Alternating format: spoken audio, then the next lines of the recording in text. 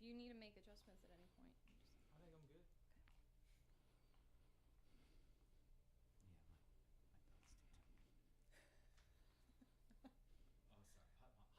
And you are here live on the Live Music Showcase on 88.5, as we like to say, 88.5, and that's no job. The mighty WMNF, the only station that matters on your dial. And my goodness, it's Reverend Billy here, and I'm sitting in for Ken Apperson today. And it's my pleasure. I've got a great group for you today, and I'm going to let them introduce themselves and tell you a little bit about it, and they're going to play some music for you. All right. Thank you, Rev. My name's Mia Marlene. This is my awesome band. Everyone's going to go down the line, just say their name really quick, and we'll get rolling. I'm Lee. I'm Kyle. I'm Tim. Joe. Eric, way back there in the back room. All right. Everyone feel good? You ready to roll? Let's do it. Let's do it. La, la, la.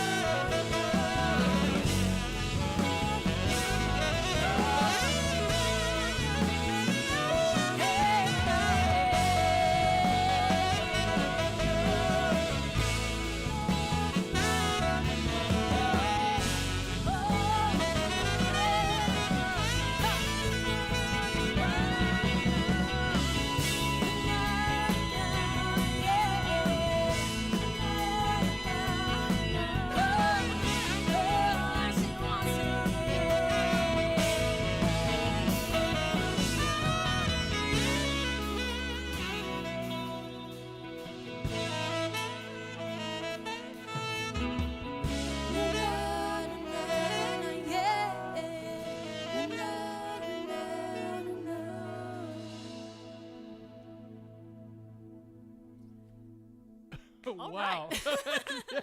That was great. Oh, my gosh. Sorry, let me catch my breath. Thank you. Wow. Appreciate that. So where are you from?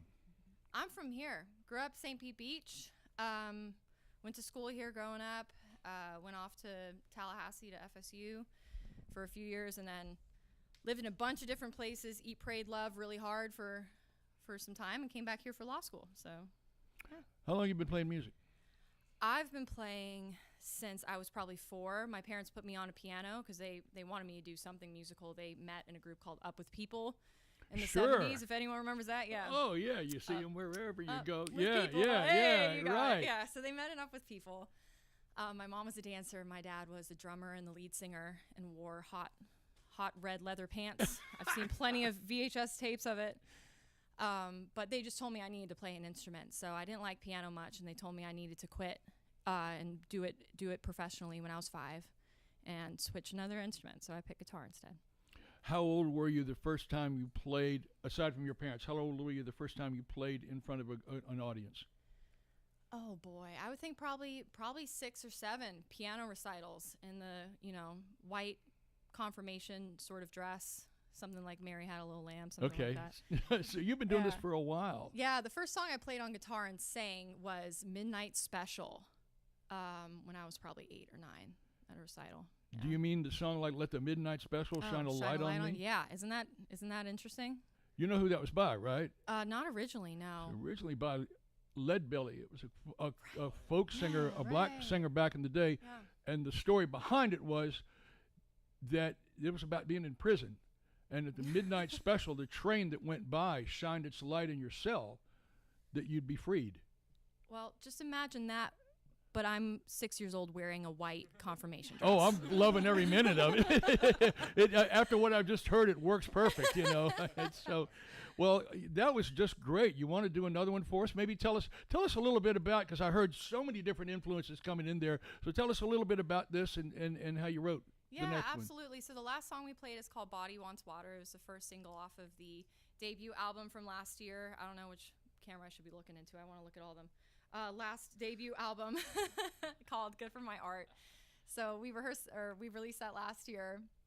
And it was a lot of my lyrics really come from just being inspired by phonetics, to be honest. I'll start just mumbling words. I think sometimes the documentary from the Beatles, they talked about the same thing, and it takes a lot of magic out of it for some people. Like the Beatles just kind of mumbled words in the studio to find what they wanted this song to be about, but I kind of tend to do that sometimes too. So that was the origin of Body Wants Water, the last song we played.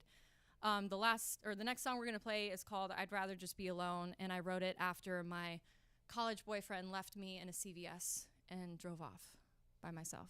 And I was like, I got to walk home from this CVS. This is a low point. So that's the next one. Are you ready for it? Oh, absolutely. Okay. Absolutely. Go ahead, Lee. Let's vamp it out, babe.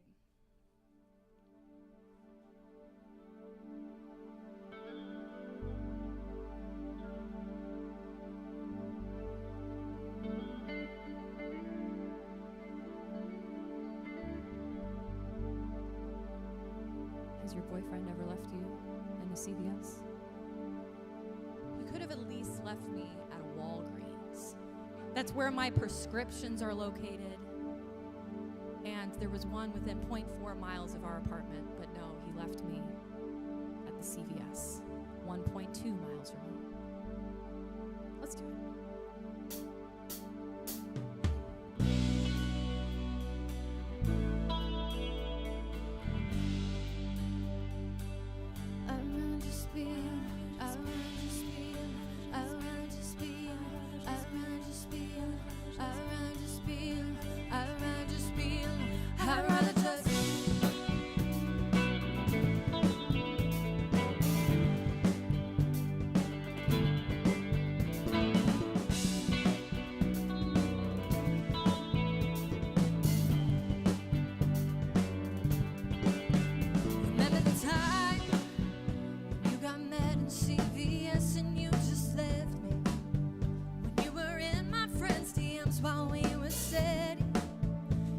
I've got some things to say and you ain't ready.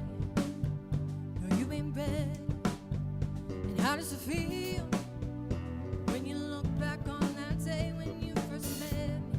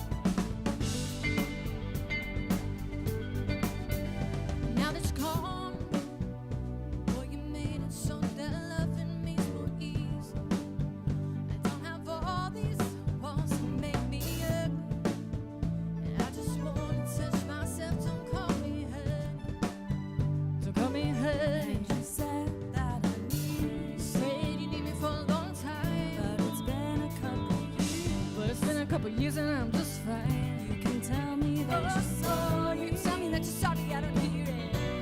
No, I don't hear it.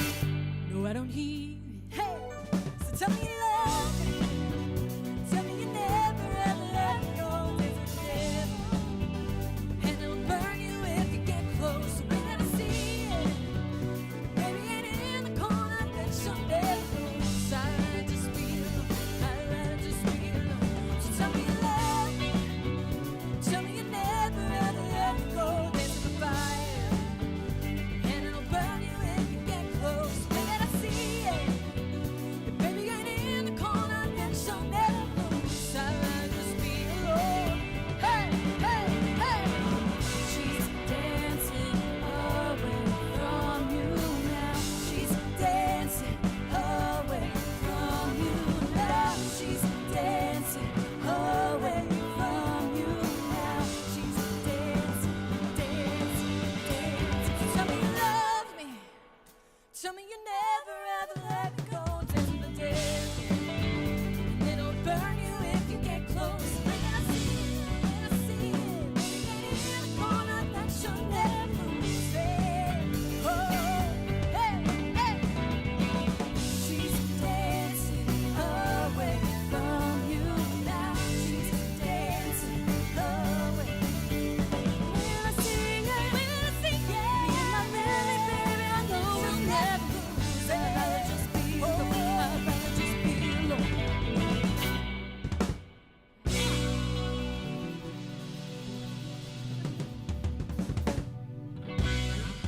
No, man, absolutely wonderful. By the way, if you're out there in Radio Land and you want to give us a call and tell us how much you're enjoying what we're putting down, 813-239-9663. That's 813-239-9663. Call and voice your support for this incredibly cool music. And okay, so the next question on my list was, all of us that play music here have what I call the moment when the switch gets flipped. And that means, what's the moment where you went from listening to like music to going, I want to do that. I got to do that. I have to do that, okay? And it starts for a lot of us at a pretty early age. I think if you went around the room, anybody that's still playing music at this age, it hit early on and has been there all along, and it's an itch that needs scratching pretty regular. Who was the first artist you heard that you went, yeah? Well, first my parents. Okay. Just lived in a very musical house. I listened to tapes of my dad's band, Rebound. They played like the St. Pete, excuse me. Oh, you need me closer? Sorry. I'm riffing back here.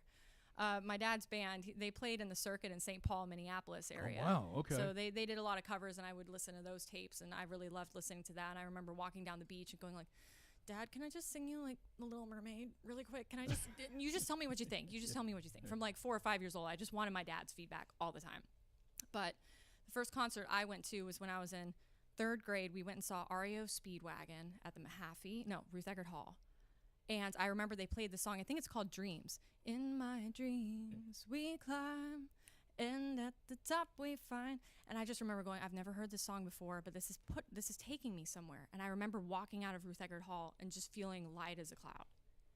And I think that was the first time. I'd already been playing, but I think that was the first time where I really got it. And I couldn't believe all those males were singing all those high vocals. Just seeing it, right. Seeing it was phenomenal, and I'll never forget that first concert. I snuck into the Howard Theater in Washington, D.C., and I saw James Brown and the Famous Flames when I was 11. You snuck in? Yeah. It was one of those things. It was basically a black theater, yeah. and so me and some of my buddies told my parents we were going to the Washington Monument. It's in Washington D.C., and they had Sunday matinee shows, and we snuck in and we sat up there in the balcony with about a half a dozen of us, and it was cool. Nobody, and there he was with the capes and the go-go dancers and the 8-piece horn section and 2 drummers, and it was just like, it was another world. It was the same thing. It was an out-of-body experience. Yeah.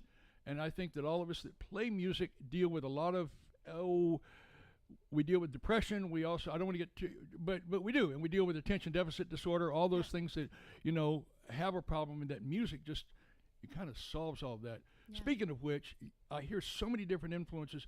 do you write the lyrics first, or do you do the music, or what order do they tend to come Definitely the melody of the chorus generally comes first for me. in? Mm-hmm. That for that song in particular, I lived in Denmark during COVID, which was a bizarre experience, but I was coming home from the train station sometime in May 2020, and I remember going, I'd rather just be alone. And I still have the voice memo on my phone. And that was the start of that one. And I remember being in the shower that night thinking, okay, that's going to be a cool song. I don't know what it is yet, but that's the hook, and I already like it. I visualize songs before they're done, and I know it's going to be good. We're recording one tonight that we've already planned when we're going to release it and everything, and I just know it's going to be great because we've got all the music and the talent we need, and there's a good hook, So, not to sound arrogant, that sounded a little arrogant, but it's all about the hook to me. That's the first thing, and I'm not going to chase an idea unless it's got that. Sure. One more question and then another song. What's the best piece of advice anybody gave you early on? Oof. I think I took criticism. I've always been really good at taking criticism, but I've always let other people's voices be a lot louder than my own. I think that's caused me to honestly chase a lot of what's the word I'm looking for? Not acknowledgement, but like recognition in academia. It's easy to get gold stars in academia, so I've been in academia for a really, really long time. And I honestly don't know if I remember any advice from when I was really young, but I remember a lot of what's happening right now because I'm finally getting really active with this and finding awesome musicians to play with. I was on my way to Dunedin Brewery show in February, and I was telling my dad we got this new IEM rack. There's so many technological things I'm stressed about. And, oh God, I hope the show is good. I'm not even thinking about the music yet. My dad goes, Mia, just never give up. Like, just don't give up. And I was like, yeah, right. Just got to keep doing this. And then the other piece of advice I got from a friend, lead singer of Hip Abduction, who's a group that came out of this area as well, was trying to decide if I should do law, music. And he goes, don't be a little, I'll bleep the word. Don't be a little, just do it all. You can do it all. I was like, right, I can do it all, right. And just little moments like that. Nothing particularly, another word. Profound. Profound. Thank you. That's the word. Nothing particularly profound, but sometimes you just need someone to just verbally give you a little. And those are the moments I remember. Sure. Okay. Got another tune? Yes, we do. We're going to do one called Me and the Machine. And this song is about social media and how we need to use it as musicians in today's world. That's just part of the deal.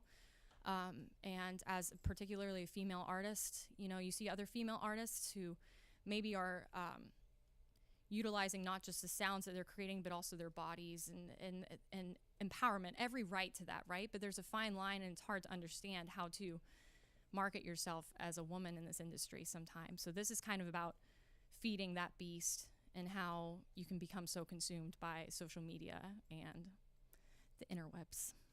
Yeah. Do we remember how this one goes? Yeah. Ba-na-na-na. Okay. Great. Let's do it.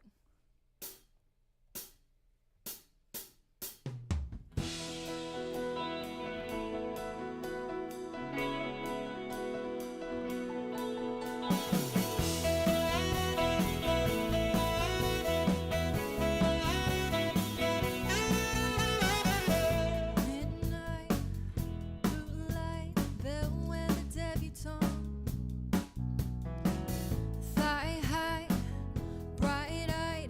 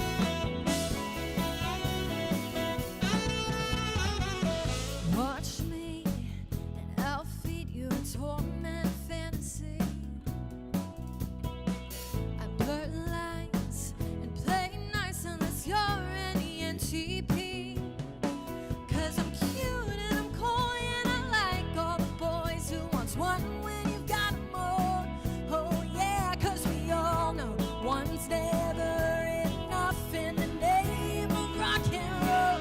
Oh, where did the time go when I knew how to love without losing control? I'm falling too deep now. You're my love, you're my needle, you're my chemical. But where did my plans go? Screaming into the light of the face of the screen. I think we're alone now, making love in the dark on a Saturday night. Me and the machine.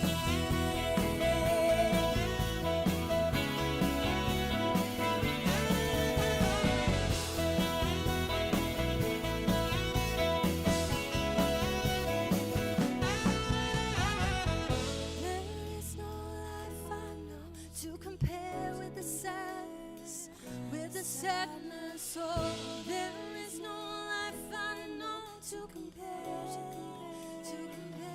sadness. Go ahead, Kyle. Let's go.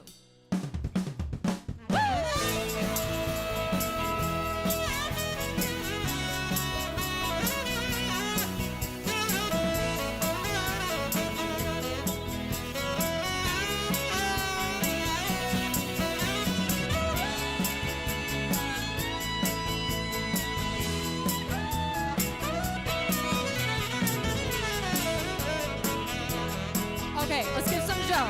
Let's go, Joe. Let's go, Joe.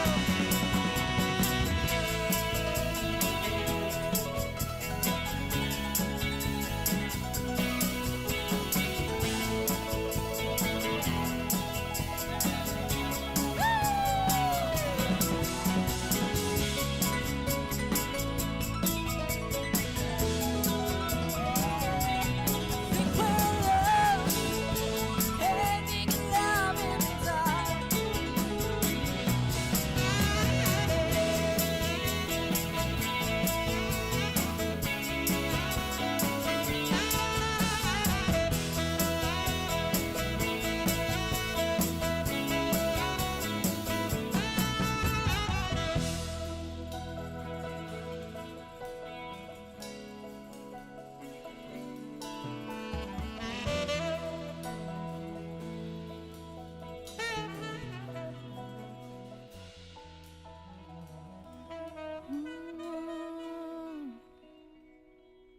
There is no life I know to compare with pure imagination,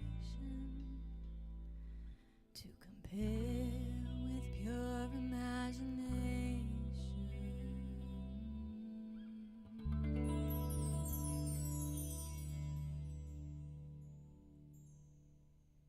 Yeah, great.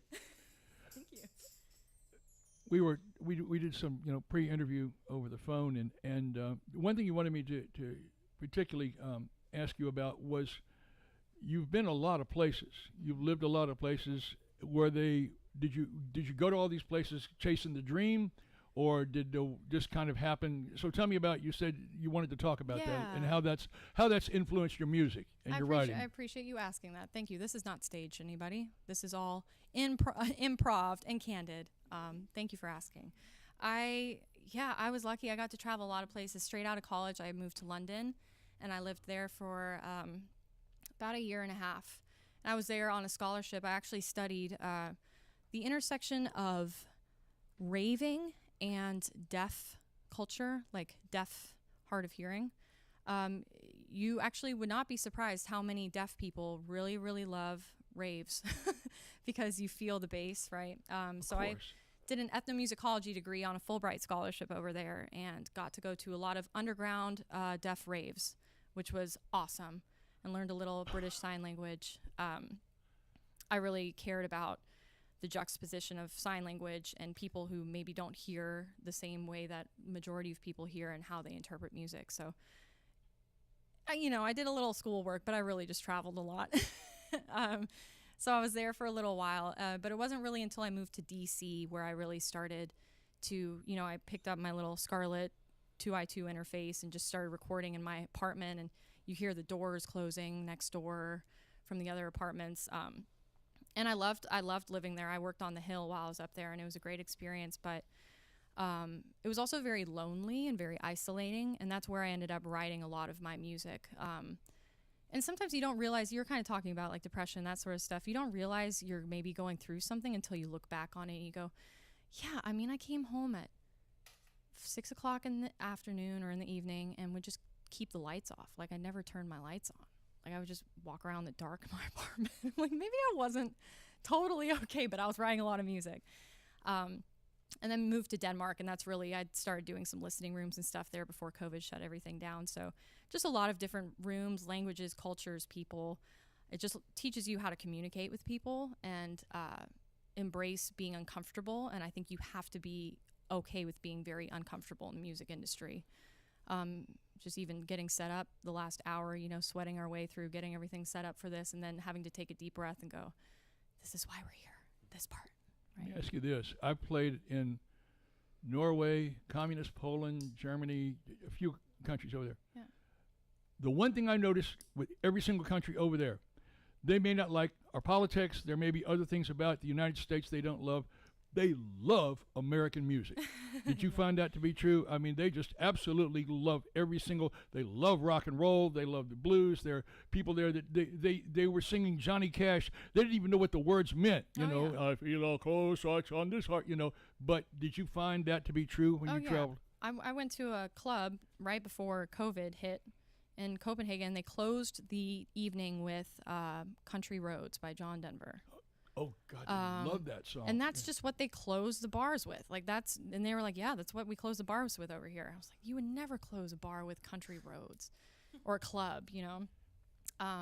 No, I did find that. I did find that they were interested. I think I got to be like a featured artist in this Copenhagen listening room group. And I don't think it was entirely fair. I think I skipped the line a little bit because they were like, oh, some American girl, you know, but Right. no different or necessarily any better than anybody else. But yeah, there was just sort of an innate fashion and interest, I guess, in that. Good. You and I also talked about the fact that we wanted to give the band members a chance to chime in just a little bit. And Yeah. did you want to do that now, then do another one? Yeah, I mean, Okay. is there anything anyone wants to say? Sorry, we're being a little shy. You know, no. Okay, the drummer says hi, Mom. So drummer's back there in his own booth in case any fans are watching and can't see poor Eric. What about, I'd like to know, do you know your personal moment where you decided music was something you really, really wanted to do? Does anyone have something that sticks out? I think Eric's ready. You're hot on the mic. Well, kind of like you, my folks were musical and art inclined. My mom was a ballerina. Dad played bass. And I remember he showed me a video of Gene Krupa playing Sing, Sing, Sing. You know what I'm talking about. Yeah. Right? So that is still in my brain as like the moment where I was like, oh, come on, I have to do this. Oh, like, man. hit the drum? Okay, I can do that. Cool. I love that. Anyone else? I think for me, my mom was a big influence. You know, she said she woke up every day with a song, and so Beatles was in the house. She was very, very musically kind of just interested. Yeah. And then I saw the movie Back to the Future, and man, Marty McFly was so cool. Yeah. And it just built from there. I love that. Who was the sax player that you heard that you said, oh, man, I got to do this? Yeah, so my name's Kyle Schroeder, and I heard Eric Darius, the Black Heritage Festival 2014. Great local sax player from Tampa. Probably been in here many times. So I heard him live. My mom took me to see him, and that night I was like, all right, I guess I'm going to get a saxophone and become a sax player. And that's what we did. Wow. Yeah. Very cool. Yeah, for me, I actually have a little bit of a different background than most of these folks. I'm a theater kid, so I came from the theatrical performance realm, and then kind of slipped my way into this Yeah. experience. Love it. That's terrific. Why don't you go ahead and hit another tune here? Yeah, sounds good. I'm looking at the time. I think, guys, let's go ahead and debut the song that released today. Cool. Just so we make sure we get it in. I don't want to stress out about that, right? Is this microphone, do I need to bring it up a little bit? Right there is okay? Okay. So we're going to debut the song that we released today. This is called Cobain, and it is inspired by the Sir Kurt Cobain. Here we go. Let's do it.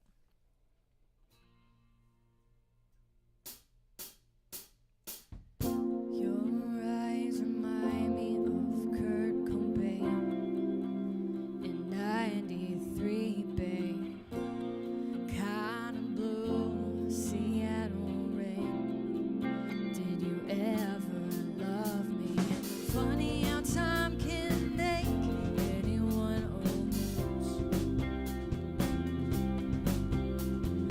Hope you enjoy the chase. What do you have to lose?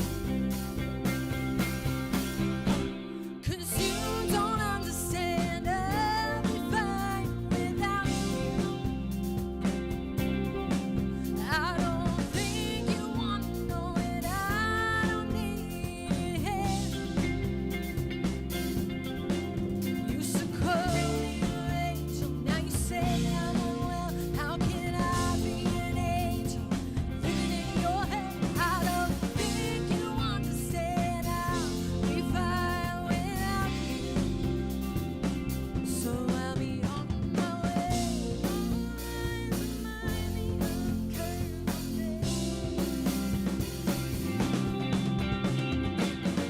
I hate the way you say her name, 'cause it sounds like candy.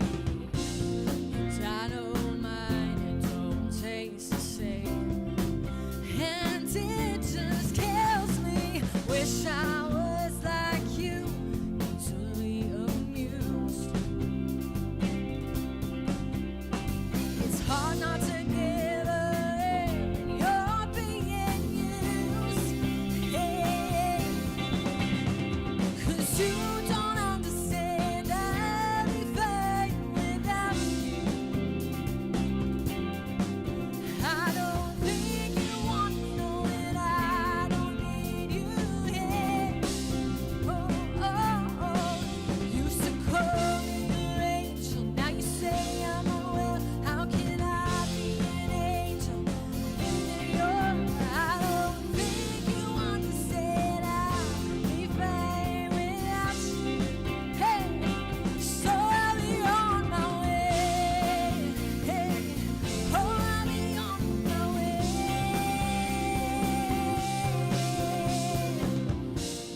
Your eyes remind me of Kurt Cobain.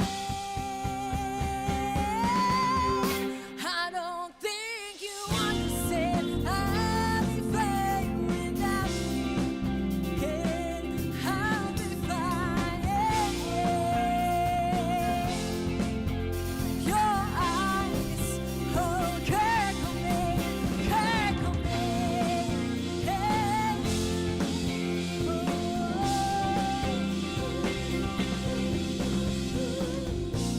Your eyes remind me of Kurt Cobain.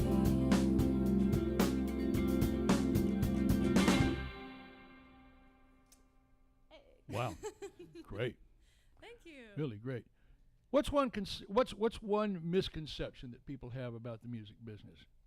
Ooh, this might be another quick chimey one too. I don't necessarily, now that I think about it, it's not necessarily a misconception that I think a lot of people who are really plugged in and tuned in have, but maybe just the general public. The good old days where, you know, you go and you show up and man, you land the opening set at Troubadour. You landed it. And now you're going to go play at Troubadour and there's going to be some man sitting in the background with a cigar. And when you finish your set, he's going to come up and go, I'm going to sign you. You're my band. Maybe that does still happen for a lot of people, but for us in particular and for a lot of bands, it's all about how you basically DIY yourself until you get to the point where you can potentially find a label that's interested in you. It's no longer about like finding the label or the label finding you. It's about you finding the people finding you, and the label going, oh, look at what the people are looking at, right? So a lot of the last few weeks for us has been self-marketing this song, and people ask me, so what's going on? Whoa, what's happening? I see so much marketing, this and that. I'm like, yeah, I'm just posting when I walk my dog and when I make my toast in the morning and when I do this. There's nothing that's changed except for we're just really pushing what we're doing, and it's garnered interest from people we don't know. And you have to do that. You have to have that sort of inert drive. It's just no one's coming to save you, right? And no one's coming to find you. You need to go out and be on their radar now. So that's been a big shift, and that's all I've ever known, right? But it's a big shift from what it was in the 70s and 80s and 90s where you land the gig, right? Now it's like find the people, make them aware of you, now maybe land the gig, right? And that's why it's so brutal for senior citizens like myself who, you know, half of our life it was done without any of this. Yeah. And for me at 70 years old to be, you know, Facebook is enough of a challenge, you know, and all the other things and keeping up with it. But you have to do it. you know, and I've got, you know, several thousand people that tune in every day to see what I have to say about things, you know, the music and that. But you're right. We do have a couple of people who have called in. Oh, Daddy D said, Daddy Don says, so cool, absolutely fantastic, amazing show. I think I might know who that is. Thank Keith you. shouted out to the band, I'm sorry, and said they're doing a great job. Simone and Cortez said we've been to a lot of their shows and we feel like they're groupies. It's We so love cool those guys. to hear them on the radio. And you're absolutely killing it. It sounds absolutely wonderful. And just, as another musician, I can listen to this and I'm going, wow, this is you've taken so many of these other influences and put them in. And I just, let me see, I had a couple other things I wanted to know. Oh, what do you, when you're not playing music, what do you do? What do you like to do? Do you have any hobbies that you have time for anything else? This is my end-all be-all when I clock out, but you never really clock out of your work when you're in the legal field. So I'm kind of in between work breaks, I'm doing music. I love my dog. I hang out with my dog a lot. She comes to rehearsal. Her name's Banjo. She's going to be a great tour dog someday. We've had her in training. She's fine with drums, not fine with thunder, so I don't really understand the difference, to be honest, for a dog's perception. But yeah, I hang out with my dog. I work a lot, but I work to fuel the dream, which is this, you know. So sorry, I don't have any cool hobbies. You guys play Dungeons and Dragons. That's pretty cool. You outed me. Yep.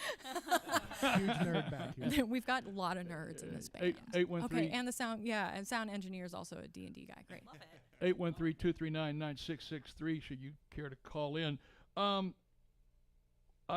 looked at some of your information and Waffle House popped up. Yes. I looked at your information as well, and Wrestling Manager popped up, so we're going to need to talk about that Okay. too. Okay. You go first, okay? Because Waffle Houses So- are very important to me as well. Yeah, being a okay, traveling- so Waffle House is very important to my dad, therefore it's very important to me. He claims he only goes to Waffle House every once in a while, but like we go in there and people are like, oh, hey Todd. I'm like, no, you're not in here every once in a while. You're in here every day. Don't play with me. But really, I mean, I live close to a Waffle House. This is silly, but when you're from Florida, you kind of have a little bit of an extra investment in a way, because when hurricanes roll around, I've heard Of course. that, you know, not in a negative connotation, but Waffle House is essentially the cockroach of the restaurant industry because it's going to survive the end of the world. Right. If Waffle House closes, then you know it's time to get out, right? So it's always been like a beacon of hope for me as a Florida person. I mean, the waffles are fine. I've asked for fruit in there and they just laugh at me, you know. But the waffles and the sausage are great. But really, it's the symbolism of hope that Waffle House brings to so many, including myself. So there was one that was getting renovated by my house, and I thought it was the end of the Waffle House, but turns out they were just replacing the awning. And I documented it over a couple of weeks because all the musicians were like, that's our hang after the gigs. What's going to happen to the Waffle House? And I was like, this is my time. This is what I was brought on this earth to do, was to make sure all the musicians are aware of the status of the Waffle House, and it indeed survives. So That's a really good thing. And also as a writer, you know, if you need some material, you go in and you see that guy with the headphones on and he's reading the Bible and he's underlining with a headliner, and you go, okay, what's going on up there? yeah. And to sit down and just have some coffee and sit and talk to him. And, you know, you find, because, well, Waffle Houses and generally in American culture changed, and we used to have diners. And you have them up north, but they had little restaurants down. And a lot of those are gone now because the downtown squares are no longer there. Walmart came in and all that. And there is a whole culture to Waffle House. I met a guy who was the arm wrestling champion of Virginia, you know, and he wanted to arm wrestle me, you know, at the counter. And come on, man, I'll buy you breakfast. And I was like, no, you know, you're going to walk away from that and not at least write down a couple of verses? Come on, you know. So at any rate. But also just give me a 10-second spiel on the Wrestling Manager situation. Well, I worked as a wrestling manager here in Florida, and I worked with the WCW backstage. But yeah, I was always absolutely fascinated as a kid by the whole thing and the whole anti-hero, you know, the bad guy. And so, yeah, I mean, I had to learn early on to go, You know, let me tell you people something. Now turn that camera over here. You don't need to look at them. This is what you want. The ladies' pet, the men's regret. You want to be first, but you can't be next, baby. Okay. Yes, very good. Golf So clap. at any everyone. That was rate, very yeah. good. That So, was very good. but I've also written a couple of. One of my better tunes is called "The Sleeper Hold on Satan and the Body Slam on Sin." It's a gospel wrestling tune, and Okay, that's going to be a listen on the way home. well, I actually had an 8th grade Nazarene class that wanted to act it out at one point. So, you know, the great thing about what I'm hearing from some of your music as well is people are they don't know whether to. It's like, is she serious? Yes, but no, but yeah, you know, in other words, they Yeah. don't know where that line is, and that's what makes it, you know, even more, you know, applicable. Well, this next song is very serious. Okay, So I guess it's going to ruin that. that's all right. That's fine. I'm keeping an eye on the time, guys. I think we should do Mother. Yeah? Okay. So the next song is called Mother. Sure. While I was in law school, I did a lot of environmental law work, and I still love it, you know, but I can't have too many passions or else I'm just overwhelmed. So we're sticking with music and law for now, not practicing environmental law. But this song I wrote about Mother Earth and the day that we all leave Mother Earth in a plane to go find a new planet that's green again. And she asks, wasn't I enough? So, Mother.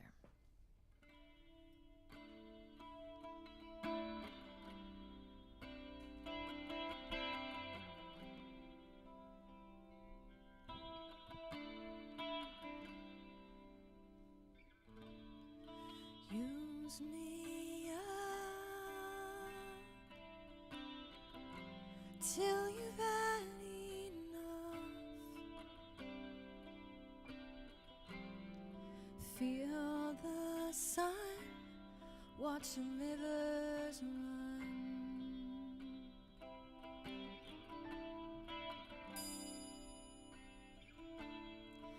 Take my trees and build your homes. Let me be the flowers in your hair, the flowers in your hair.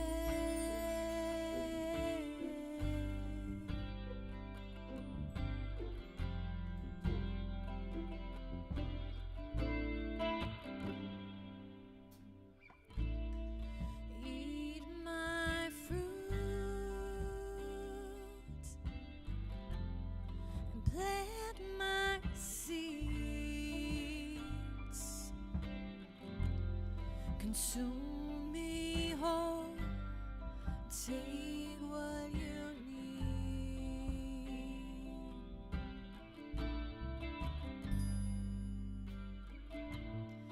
Take my trunks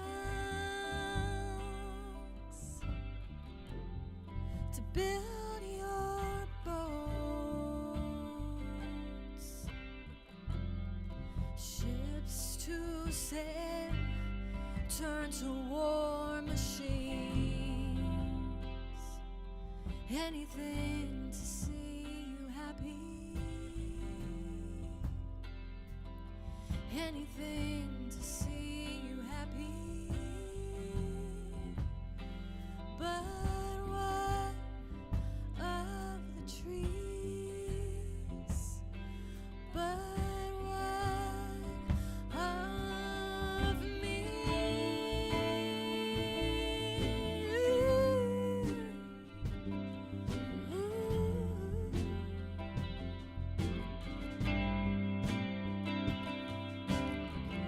I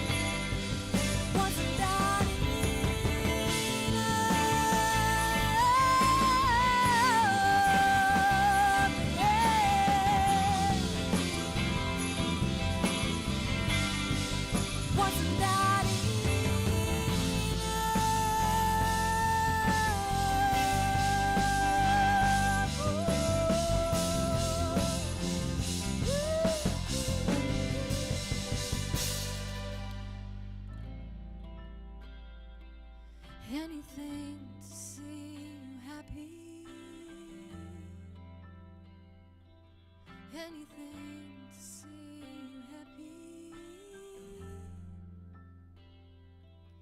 anything to see you happy, anything. The earth is not dying, it's being killed, and the people who are killing it have names.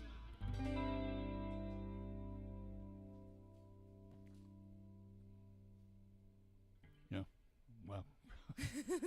Okay. Spencer says, wonderful show with a sound that's both nostalgic and modern. It's great. Gina says, I love your band and very excited about the new single. The vocals are bringing me to tears. The bass is terrific. The sax incredible. It all just sounds great. And do it for banjo. So, at any rate, we got about 5 minutes before we got to say goodbye. Do you want to say hi? Any shout outs to anybody? Oh, just my mom and dad and my grandma. They're sitting at home. There were 2 Minnesota nice to come in today and take up space. That's just Midwestern folk for you. But thank you guys. And I'm sorry. Go ahead. no, I think, yeah, that's good. I need to thank the crew here. Yeah. Mark Perfetti on our sound mixer. Audio assist is Pam Robinson. Video director Charles Hossappel.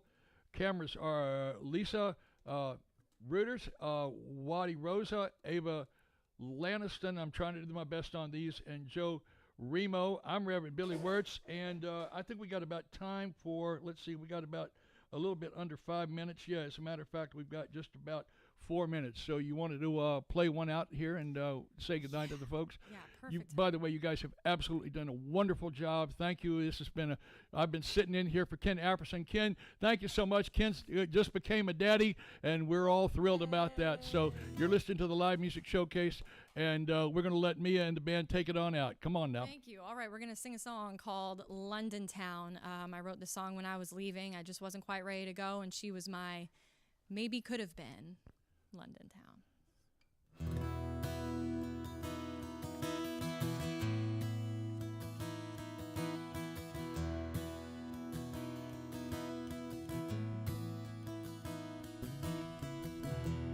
London Town, you've been fine to me. I took a train out to Battersea, but there's things I've got to do in my place at noon. London gone too soon.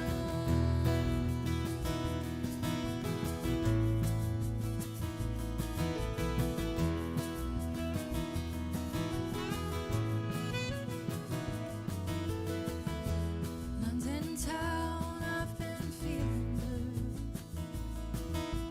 I don't know if it's the rain or if it's leaving you. I'm off to Soho. There's another one I know. London town, don't go.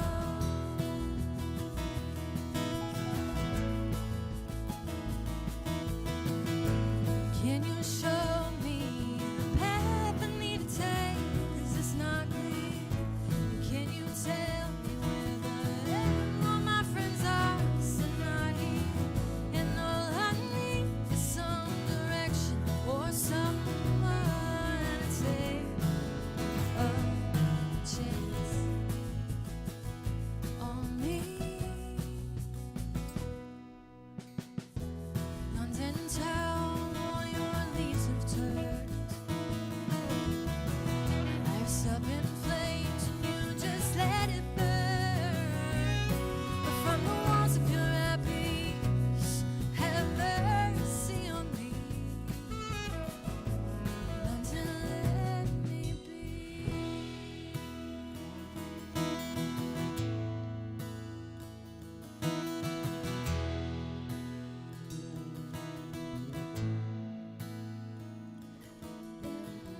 You stole my heart,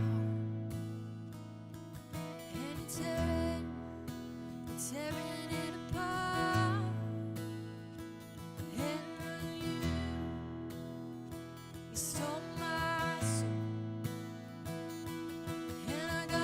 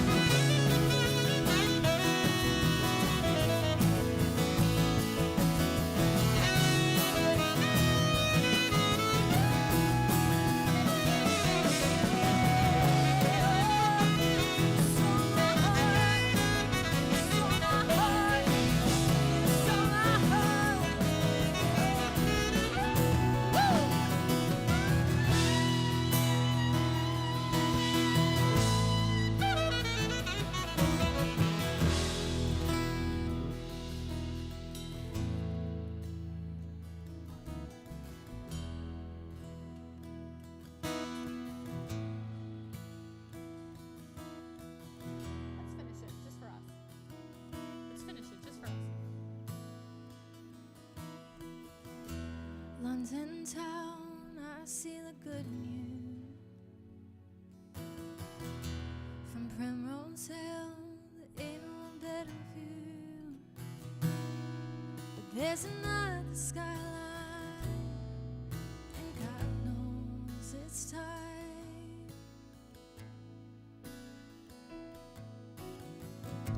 But London town, stay mine.